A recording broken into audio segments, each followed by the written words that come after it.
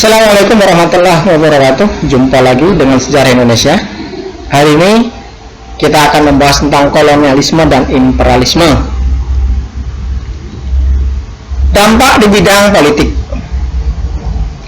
Yang pertama, Dulles dan Raffles sudah meletakkan dasar pemerintahan yang modern. Para bupati dijadikan pegawai negeri dan digaji. Padahal menurut adat istiadat, kedudukan bupati adalah turun-temurun dan mendapat upeti dari rakyat. Kalau gajinya itu melalui tanah ya, jadi para pejabat itu diberi sebidang tanah, bisa disewakan kepada orang lain atau bisa digarap sendiri. Kalau bahasa Jawanya bongkok. Bupati dijadikan alat kekuasaan pemerintah kolonial. Pamong Praja yang dahulu berdasarkan garis keturunan sekarang menjadi sistem kepegawaian.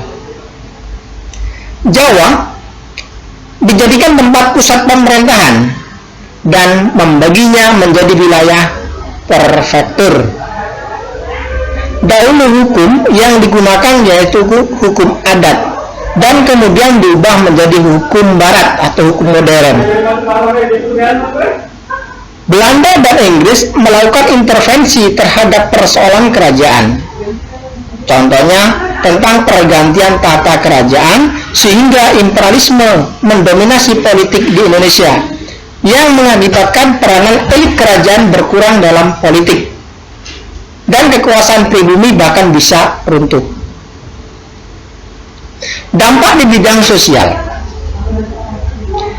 Pembentukan status sosial yaitu Eropa menempati status yang tertinggi, disusul kemudian orang-orang Asia atau orang-orang Timur,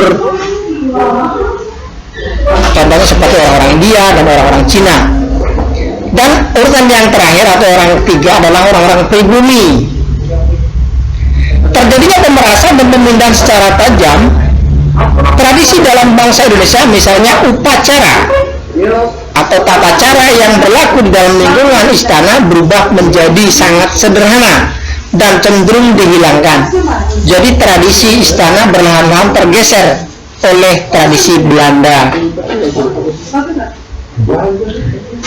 Wilayah Indonesia terkepung laut sehingga kehidupan berkembang ke pedalaman. Kemunduran perdagangan di laut melahirkan budaya feodalisme di pedalaman, sehingga feodalisme rakyat pribumi terpaksa patuh pada tuan tanah, baik itu barat maupun orang-orang asing, yang mengakibatkan kehidupan penduduk pribumi menurun. Dampak di bidang ekonomi.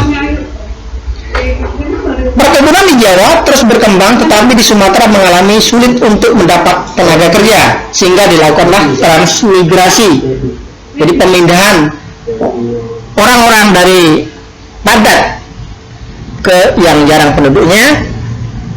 Itu sudah dilakukan pada masa penjajahan dulu. Eksploitasi ekonomi dan monopoli dagang VOC menyebabkan perdagangan Nusantara mundur di kancah internasional. Ya, peran Sabanda diganti oleh pejabat Belanda.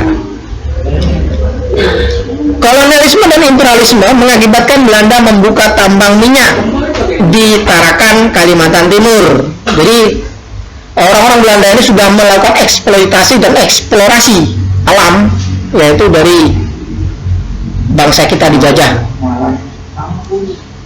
Belanda membangun rel kereta api dengan tujuan memperlancar perdagangan sehingga dapat menghemat tenaga manusia. Adanya liberalisme ekonomi. Kebijakan tanam paksa sampai sistem ekonomi liberal membuat ekonomi dijadikan sebagai penghasil bahan mentah. Bangsa Belanda sebagai eksportir dan sebagai perantara yaitu orang timur asing terutama Cina dan India, sehingga orang-orang Indonesia hanya sebagai pengecer. Indonesia tidak mampu memiliki jiwa wira swasta karena yang pun modal. Pengusaha pribumi dengan modal kecil kalah bersaing dengan pedagang besar karena pintu politik terbuka. Diperkenalkannya sistem sewa tanah terjadi perubahan dari sistem ekonomi barang ke sistem ekonomi uang yang menyebar juga di kalangan petani. Belanda membangun waduk, jalan raya, irigasi, jalan kereta api, dan pelabuhan untuk mendukung program penanaman modal di Indonesia dengan sistem kerja paksa atau kerja rodi yang pada penjajahan Jepang itu dikenal dengan Romusia. Dampak kolonialisme dan imperialisme.